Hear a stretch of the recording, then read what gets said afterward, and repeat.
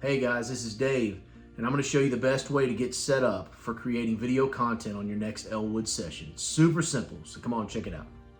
Now, the first thing we want to talk about is location. I'm down here in my office at my house. I've got my computer about 6 feet away from me over here, angled so that I can see what's going on in the session. Just off camera over here on a piano bench, I've got my wireless keyboard and mouse so that I can start and stop the session as need be and be able to make sure that I'm in control of everything that's happening. Now, speaking of off camera, what you can't see in this location that I've picked out is that I have junk all over the place just off camera. I've got dumbbells over here, I've got a football over here, blankets, all kinds of crap just off camera, but that doesn't matter because we're creating content and all that matters is what's in the frame. So you want to keep that as clutter-free as possible. Just push all that junk just off camera. Here in my office, I've got some instruments hanging on the wall. They stay there all the time. I just like the way it looks, so I frame that in the center and get myself the right distance away from all of that so that when I pull my mic up and I grab a guitar, I've got everything set and ready to roll. Now let's talk a little bit about getting your camera set up and ready to film. We suggest you use the camera on the back of your smartphone, so not the selfie cam, but the one on the back. And we also suggest you use the HD setting at 30 frames per second. Now, this is a pretty traditional setup I have right here. My phone is on an iPhone holder attached to a tripod and a ring light, which we'll talk about in the lighting section in a moment. I've also got myself centered pretty neatly in the frame. I like the way that looks and that works for me. The distance that I use works for me when I'm playing guitar and when I'm singing. But depending on what kind of instrument you're using, or if you're using an instrument at all, you may have to play around a little bit with the distance between you and your camera. Also, like I said, this is a traditional setup. Some of you all are going to start playing around with this and get your Spielberg on, and you're going to use all kinds of crazy angles. I think that's great. If it looks good and it works for your content, go for it. Be creative. Do something different. Just tell me about it because I'm always looking for ways to be cooler. Now, the last thing we want to talk about is lighting your video. In a perfect world, we suggest you use 3-point lighting, which is pretty much what it sounds like. 3 different points of light all working together to help eliminate shadows from your video. Now, if you don't have 3 points of light, don't worry about it. If you can find 2, that's great.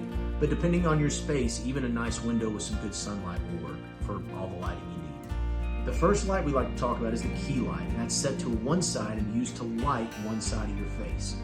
That can be anything from a ring light, like what I use, and I'll show you guys that here in a little bit, to a really super nice camera light, to, again, a window with some good sunlight works as a great key light as well.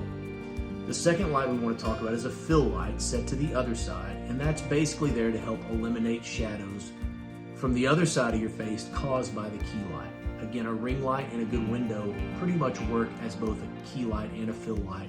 But if you need a second fill light, a household lamp works really great. Again, we're just trying to eliminate the shadows caused by the key light. And the last light, and this one's kind of optional, is a backlight. A backlight should be set above you in a perfect world, and again is there to help eliminate shadows, but also helps create some contrast so that you don't get lost and separates you from a dark background. Now again, these are just best practices. If you can find at least 2 lights, great. But don't worry about it too much if you don't have that backlight. It's not the end of the world. You guys are going to come up with some cool stuff as well.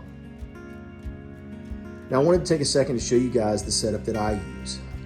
This is a ring light that I used for both my key light and my fill light. It works really, really great. You can see I've got the tripod, I've got the camera holder, and the light itself.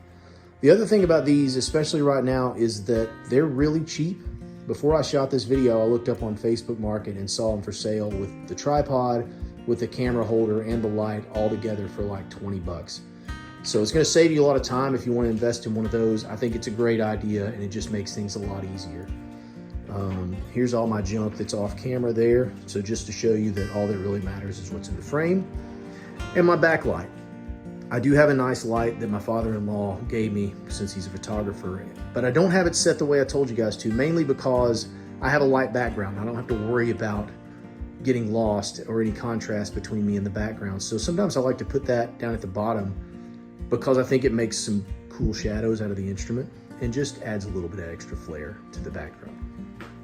So that's it. Now you guys are ready to go shoot your next Elwood video. I hope that all this was helpful to you in some way, and I can't wait to see what you guys create.